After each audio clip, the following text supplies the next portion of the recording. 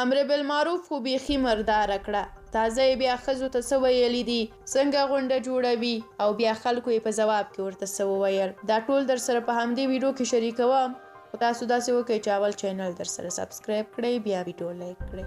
د امر بالمعروف وزارت ویاند عاکف مهاجر وایي چې شنبه د غوي 18 سهار د حجاب د حکم په اړه یو مهم فرمان اعلانیږي او په همدې مناسبت د امر بالمعروف او نهي عن المنکر وزارت په تالار کې یوه ستره غونډه کیدونکې ده.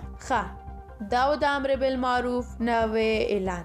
دغه اعلان او پوسټ دی بیا په کومنټ کې ګڼ شمېر افغانانو خپل نظریات شریک کړي دي. لومړی کومنټ در سره د محب وطن شریکوم چې لیکلي دي: نوی مهم فرمان به نور څه وي؟ ملا صاحبان نور کوم خاص هنر لري؟ خو ښکته پورته شي د ښځو په اړه فرمان ورکړي. ولس له لوږې په نهاره روژه نیسي، کار روزګار او ژوند نشته، هر څه په ټپه ولاړ دي. چارواکي په دې فکر کې دي چې د افغانستان خلک نوی تازه دوی مسلمان کړي. هر ورځ نوی قانون، نوی فرمان، بالخصوص بیا د ښځو لپاره خو بیخي. په ورته مهال دوی د افغان په نوم یوې فیسبوک پاڼې څخه کومنټ راغلی دی او لیکلي دي چې تاسو فقط د ښځو په جامه او د نارینه په مخ سره کار دی، نور سیاست درنه پاتې دی. افغانستان مو بیرته 20 کاله وروسته ویوړه، هغه هم د خپل بادار په خوله.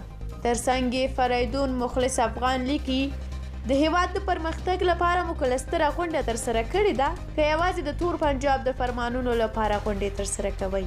خدای مو خوار که.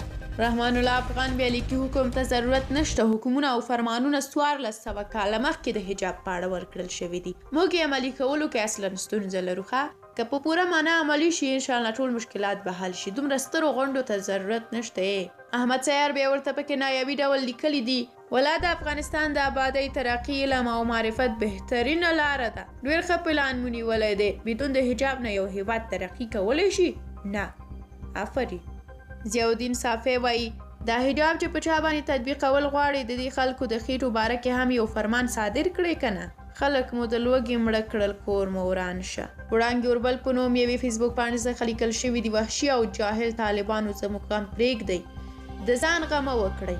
موږ له اسلامه خبر یو، موږ ته 1400 کاله مخکې د حجاب په اړه لارښوونه شوې. تاسې د ملت د لوږې، بېکارۍ، غربت او وژنو غم وکړئ. دا کومنټ هم باید در سره شریک کړم چې عصمت الله صمیم وایي: بس همدا مو کار دی، بل څه نشته. ښځې داسې او ښځې هسې. لږ نور مسایل هم وڅېړئ که نه. اقتصاد، تعلیم، کچه، خارجي روابط، له خاورې دفاع، له اوبو ساتنه او د ملت د لوږې کچه راټیټول. ته به وایې چې یو کور اداره کوي، صرف ښځو پسې مو اخیستې ده. د وطن په سطحه فرمانونه ورکړئ چې لوږه او فقر له منځه لاړ شي. دا چې د امر بالمعروف دغه فرمان ته ډېری خلکو په دغه پوسټ باندې د خندا سټیکرونه هم وهلي دي، نو په دغه اړه احسان الله شینواري په کومنټ کې لیکلي دي: ولې مو د خندا سټیکرونه وهلي دي؟ که حجاب په اړه یوه پرېکړه کېږي ښه به نه وي، بلکې حجاب دی الله جل جلاله حکم دی، بس دې بازو ته الله هدایت ورکړي. سید کمال سید بیا له ډېرې غصې ورته لیکلي دي: تکړه شئ چې د ښځو نه بغیر بل کوم فعالیت ونه کړئ. ظالمانو یو فابریکه جوړه کړئ، داسې یو بل فعالیت وکړئ چې هیوادوال په کار روزګار مصروف شي. لیدونکو له تاسو ټولو ډېره مننه کوم چې دا ویډیو مو راسره تر اخره ولیدله. دا هم د ګڼ شمېر افغانانو شخصي نظرونه و چې ما له تاسو سره په دې ویډیو کې شریک کړل. تاسو د امر بالمعروف د دغه خبرې په اړه څه ویل لرئ؟ تاسو خپل نظر کولی شئ زموږ د یوټیوب چینل د کومنټ په برخه کې ولیکئ. موږ هم کوشش کوو چې ستاسو کومنټونه ولولو. تر بلې ویډیو